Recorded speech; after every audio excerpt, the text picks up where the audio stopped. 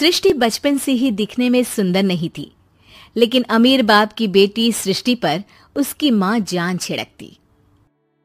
मेरी बेटी कितनी प्यारी है, भगवान सबको सृष्टि जैसी बेटी दे। सृष्टि धीरे धीरे बड़ी होती है। एक दिन सृष्टि की सहेली कहती है, तू दिखने में कितनी अजीब सी है, लेकिन मैं जानती हूँ हम सब में सबसे अच्छी शादी तो तेरी ही होगी।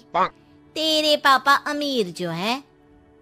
और बता नहीं सकते यार, दहेज तो हर कोई देता है, ये क्या ज्यादा ले जाएगी अपने पति के लिए? अरे बड़े शहर में कोठी है इसके पापा की। अरे पापा की है ना, कौन सी इसकी है? इसकी होती तब तो कोई भी लड़का इससे शादी कर लेता।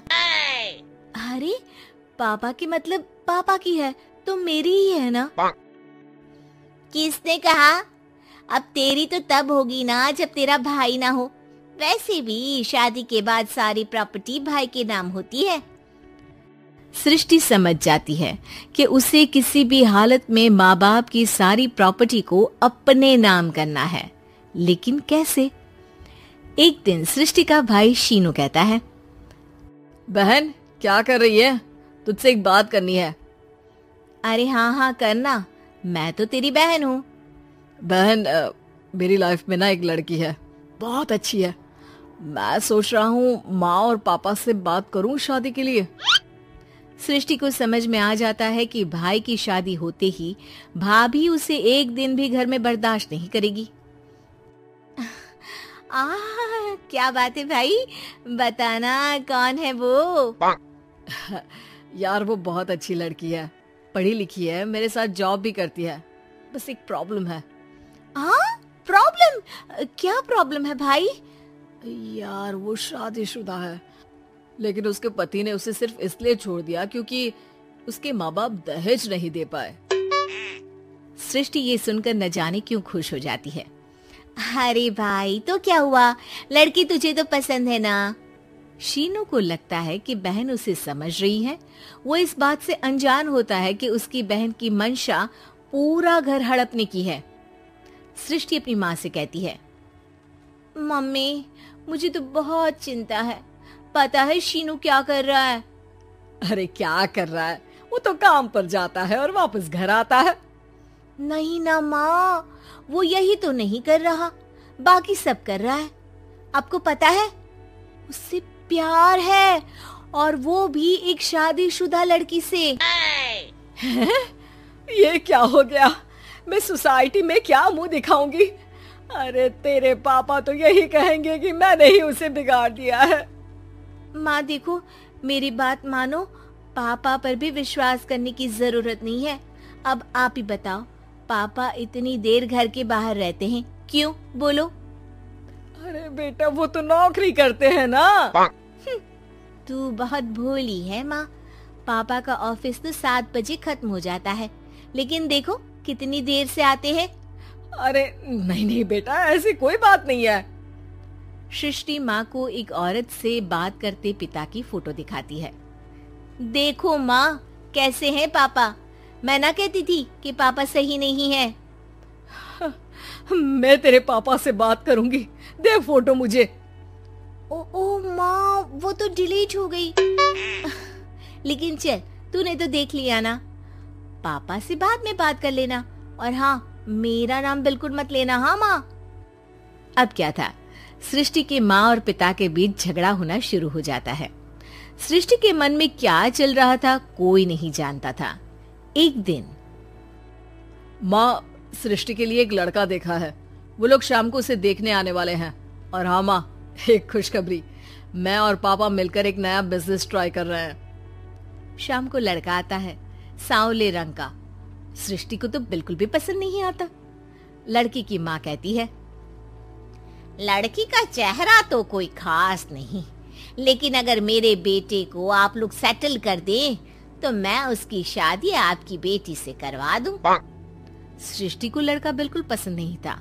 उसे भाई पर गुस्सा आ जाता है।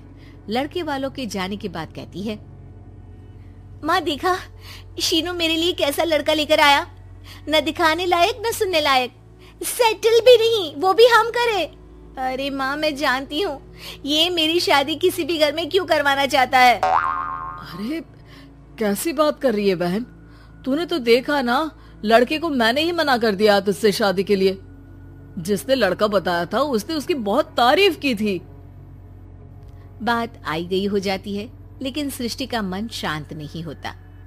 क्या करूं, कुछ समझ में नहीं आ रहा। मेरी शादी हो गई तो ये लोग पूरी प्रॉपर्टी शीनू के नाम कर देंगे, मेरे हाथ तो कुछ लगेगा ही नहीं। तभी सृष्टि को आइडिया आता है। वो किसी वकील को फोन करती है। जी देखिए, अगर आपके मम्मी पापा का तलाक हो जाता है तो आपके पिता की आधी प्रॉपर्टी आपकी माँ के नाम हो जाएगी, फिर उसे वो किसी को भी दे सकती है। सृष्टि अब माँ को बेटे के खिलाफ भरती है। माँ, शीनू पर नजर रखा करो, वो जिस लड़की के प्यार में है ना वो शादीशुदा है। यहाँ आएगी, सारा पैसा, रुपया, जमीन, जायदाद सब हड़प लेगी। पापा का भी हाल तुमसे छुपा नहीं है। ऐसा ना हो कि मैं और आप एक दिन सड़क पर भीख मांगे। हे भगवान, मैं तो जीते जी मर जाऊंगी अगर ऐसा हो गया तो। ऐसा हो गया नहीं माँ, ऐसा ही होगा। अभी समय है, आगे का सोच लो।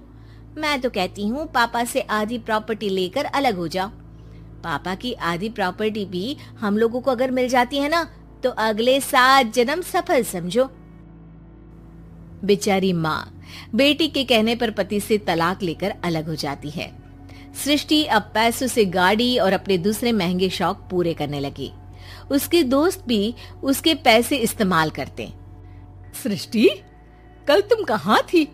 मैं सारा दिन घर पर अकेली थी। तो मैं क्या करूं? मैंने ठेका तो नहीं लिया है ना तुम्हें संभालने का। माँ को सृष्टि से ये उम्मीद नहीं थी। वो बैठकर रोने लगती है। वहीं उसका पति यानी कि सृष्टि के पिता आ जाते हैं। मैं जानता था कि तुम्हारा यही हाल होगा, तो आपने मुझे रोका क्यों नहीं? मैं रोकता तो तुम रुकती क्या? सृष्टि के कहने पर तुमने मुझ पर, अपने बेटे पर शक किया, लेकिन तुम ये भूल गई कि कैसे हम दोनों ने मिलकर जीवन में इतना सब खड़ा किया। माँ पति के गले लग जाती है। मुझे माफ कर दीजिए, मैंने आपकी कमाई का एक बड़ा हिस्सा गवा दिया। कोई बात नहीं, तुम साथ हो तो मैं ऐसी 7 प्रॉपर्टी खड़ी कर दूंगा। तभी वहाँ सृष्टि आ जाती है रोते हुए। माँ, मयंक ने मुझे छोड़ दिया। वो बोल रहा था जब तक मेरे पास पैसे थे तब तक ही वो मेरे साथ था। पापा, माँ, मुझे माफ कर दीजिए।